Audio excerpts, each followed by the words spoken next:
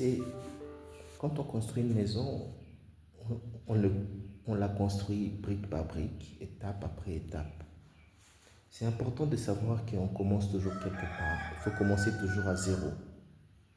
Il faut toujours débuter quelque part et y aller petit à petit.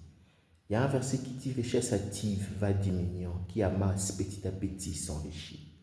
Je sais que tu n'as rien, je sais que tu n'as pas de soutien, je sais que tu n'as pas de mentor ni de sponsor, mais tu as quelqu'un qui peut tout. Les gens m'ont réfléchi, ont dit, celui qui est capable de prier est capable de tout.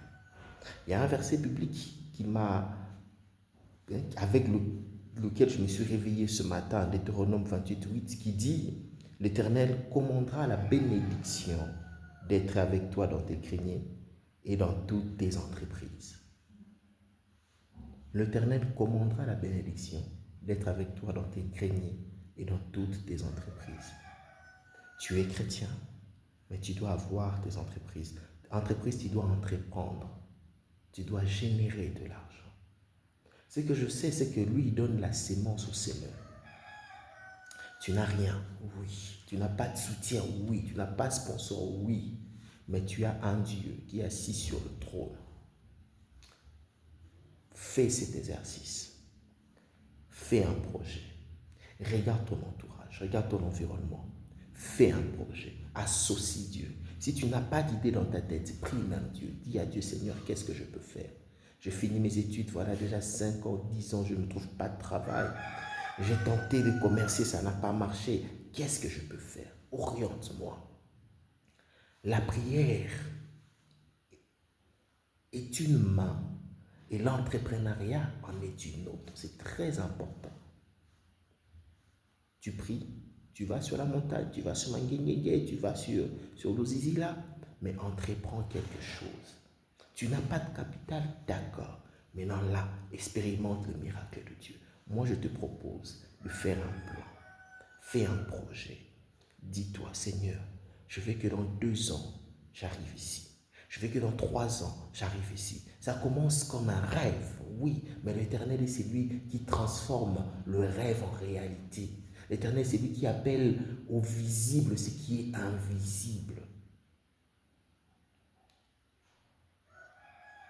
Va vers Dieu avec un projet de commerce. Va vers Dieu avec un projet d'études. Va vers Dieu avec un projet de carrière musicale, de carrière cinématographique. Va vers Dieu avec un projet. Soumets ces projets-là à Dieu. Vous savez, la Bible dit Dieu parle tantôt d'une manière, tantôt d'une autre. J'ai tenté de me lancer dans des affaires plusieurs fois. J'ai toujours fait de crash. Or, à chaque fois, je dormais, je voyais en vision, en rêve. J'étais debout, il y avait quelque chose, je me réserve de le dire aujourd'hui, je le dirai après. Je ne comprenais pas. C'est seulement l'année passée que je comprends. En 2020, j'ai perdu beaucoup d'argent. Beaucoup d'argent. Pour une entreprise qui était déjà à portée de main. J'avais planifié. Je me suis même endetté. J'ai vu un rêve. Je me suis dit non, pour atteindre cela, ça immobilise de l'argent, ça demande beaucoup d'argent et ça ne rapporte pas autant. Pendant que si je commence ici, je vais en Turquie, j'achète 2 habits et je lance telle entreprise, ça va me générer beaucoup d'argent, je pourrais faire cela. Des fois, nous échouons parce que nous ne comprenons pas le langage de Dieu. Dieu m'appelait à autre chose.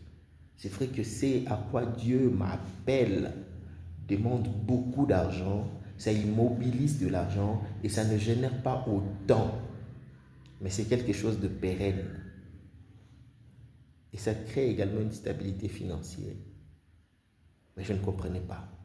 En 2020, fin 2019, début 2020, j'ai compris. J'ai dit, ah oui Seigneur, je veux faire ça. J'ai même fait un plan. Mais j'ai dit, Seigneur, c'est beaucoup d'argent du coup. Et l'argent que j'ai, si je l'introduis là, ça va être immobilisé. Pendant que si je mets cet argent ici, ça va générer. Non. Des fois, nous échouons parce que nous n'allons pas dans le plan de Dieu. Fais un plan. Amène auprès de Dieu. Demande à Dieu, Seigneur, aide-moi à comprendre ton langage.